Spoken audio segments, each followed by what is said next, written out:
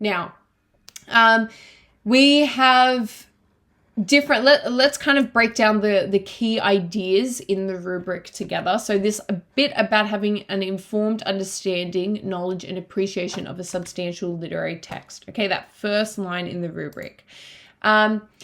You will dive deeper than ever before when studying and analyzing your Module B text, as I said. Okay, informed means to be or to have or show a knowledge of a subject or situation. Okay, you need to not just be able to reference the language features and the form of your text to support your ideas. You need to be able to dive right into it, tackle it, and really flesh it out and understand the complete form and language of your text. This means that you need to synthesize all the perspectives and possible ways of viewing your text rather than just choosing to take one and calling it a day. Okay, you need to look at many perspectives. I have actually seen questions where they ask something along the lines of having like more than one perspective on a text enables readers to have a greater understanding of its purpose, something like that. Okay, so you need to be able to talk about and flesh out many perspectives on your text. Okay, so from being informed, you're able to have the other three things listed below. So if you're informed, you have understanding, you have knowledge, and you have appreciation, which, okay. Oh, okay. Sorry. Appreciate, knowledge. Okay. And I cannot find understanding. But nonetheless, those are all in the rubric. Okay, so once you're informed of the language of your text, you understand it, you have knowledge regarding the language, and you can appreciate it, which is something else. Okay, so let's look at this line in particular. Through their analysis and assessment of the text and their own composition, students further develop their personal and intellectual connections with and enjoyment of the text, enabling them to express their informed personal interpretation of its significance and meaning. Okay, so that is kind of covering understanding, knowledge, and appreciation, right?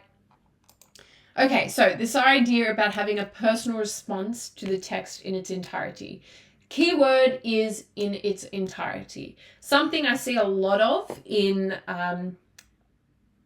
like really just all the modules is that students will look at a key scene or a key idea a key theme or idea and only look at one or two main scenes to talk about that idea.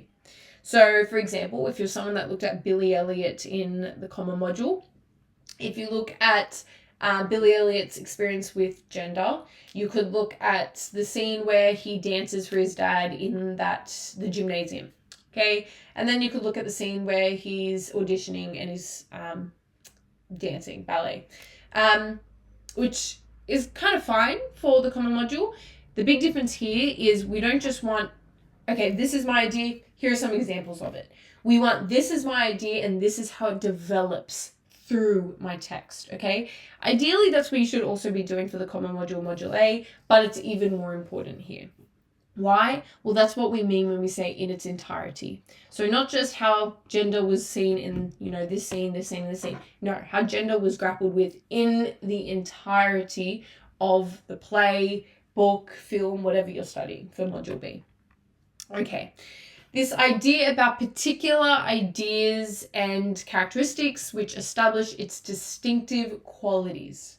So your texts are especially unique, which make them fit for studying. Okay, they're unique texts. When we say distinctive, we're talking about the characteristics of one personal thing, and so serving to distinguish it from others. Really, we're talking about what's distinctive about their form and their language. Okay, what's distinct about your text structure? What's distinct about its setting or its use of setting? What's distinct about the dialogue or the rhetoric? That's what we're talking about when we say distinctive qualities. Again, so you can start to build up that kind of buzz sheet list, whatever, for your text. A synonym for distinctive, distinguishable, particularly, unique, remarkable, noteworthy, idiosyncratic. Okay, these are buzzwords that you can slide in the place of distinctive. So you're not saying distinctive qualities, distinctive qualities, distinctive qualities. Okay. This idea about portraying people, ideas, settings, and situations.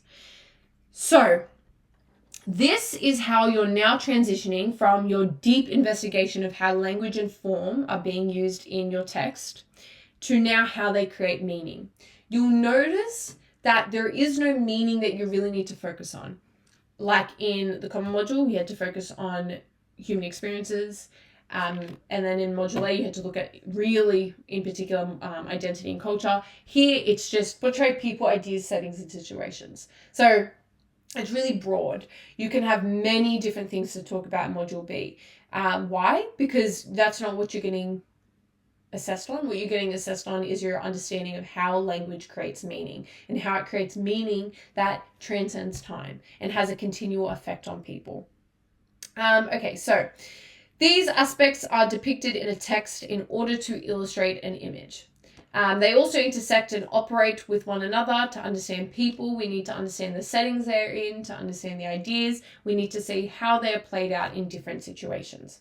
Okay, so we need to see how these different elements work together to create meaning.